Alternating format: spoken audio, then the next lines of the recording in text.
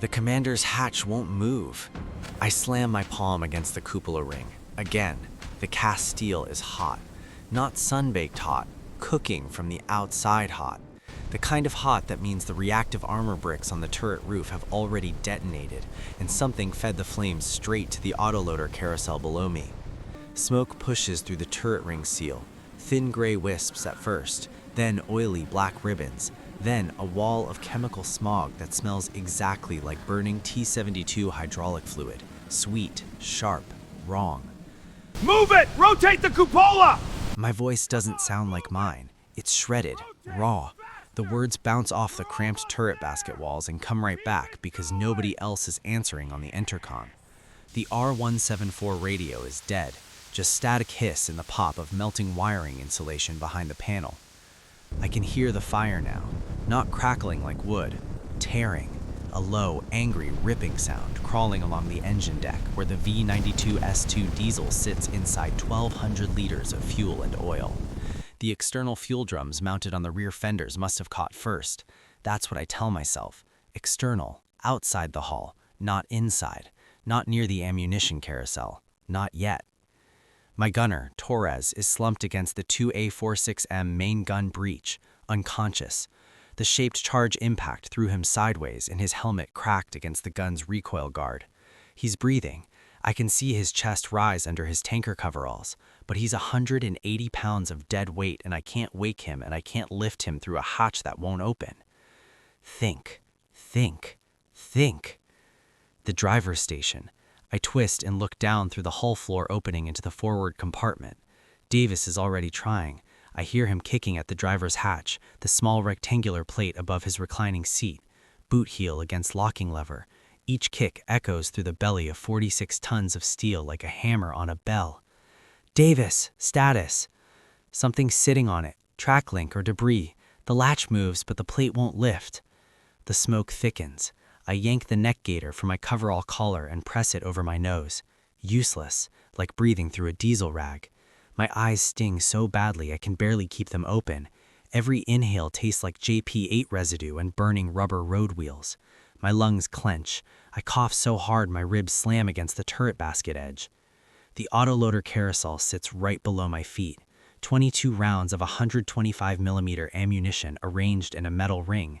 If the fire reaches the propellant charges stored down there, this turret will blow clean off the hull. They call it the jack-in-the-box effect. I've seen it happen to other T-72s on the range. The turret flies 30 meters straight up. Nobody walks away from that. I am going to cook inside this steel coffin. No, shut up. No, I'm not. I grab Torres by the shoulder straps of his tanker harness and shake him. His head rolls against the gun breech.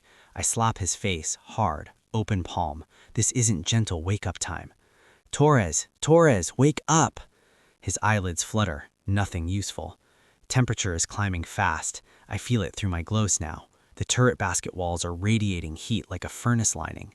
Sweat runs off my forehead into my eyes and mixes with the chemical sting already blinding me. The NBC overpressure system is dead. No clean air, no filtration, just poison. I spin back to the commander's cupola, plant both boots on the seat cushion, press my spine flat against the opposite turret wall. I push the hatch with everything my legs can produce, quadriceps shaking, jaw clenched so hard I hear my own teeth grinding. The hatch groans. The cupola ring is warped. The blast bent the race bearing out of round. Metal fighting metal. I push harder. I scream into it. Not words, just force, just the sound a person makes when they refuse to become a statistic. The hatch pops open. 3 inches, maybe 4. Daylight slices through the smoke like a surgical blade. Fresh air rushes in across my face, and for one single second I breathe clean, and it is the greatest breath I have ever taken. But 4 inches won't pass a human torso, not with gear, not with Torres. Davis, forget the driver's hatch. Climb back through the hull into the turret basket. I need your weight on this. I hear him squeezing past the transmission tunnel, clawing over stoned ammunition crates and the gunner's auxiliary sight housing.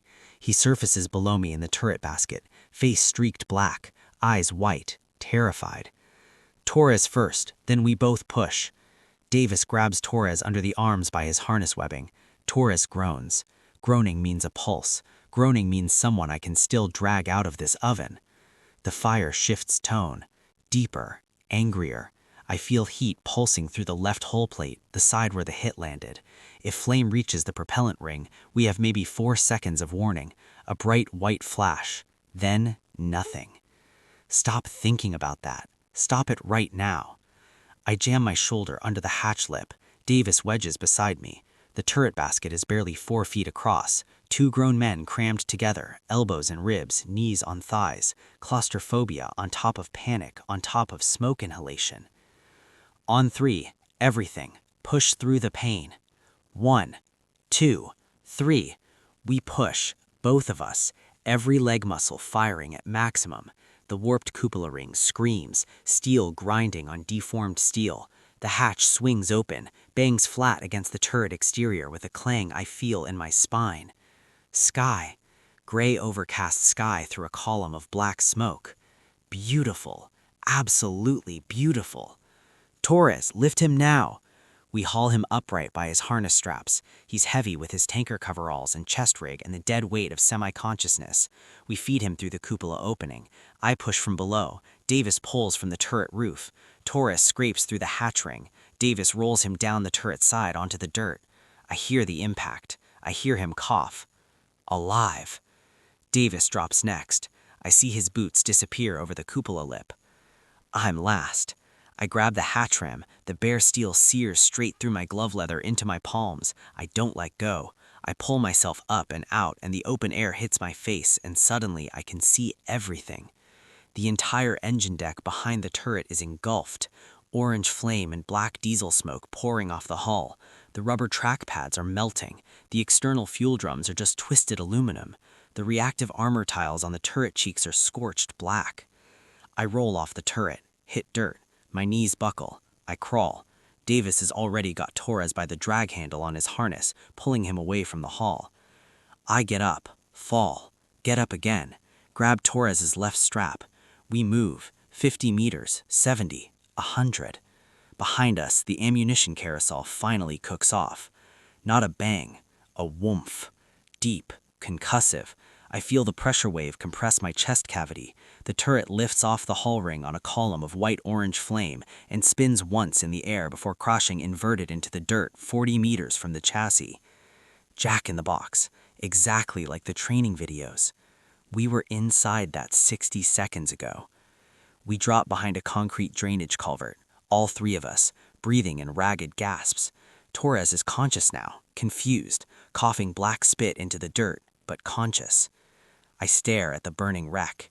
The hull sits alone, turretless, flames licking out of the open ring like a furnace mouth. My hands are shaking against my knees. I squeeze them into fists. They shake anyway.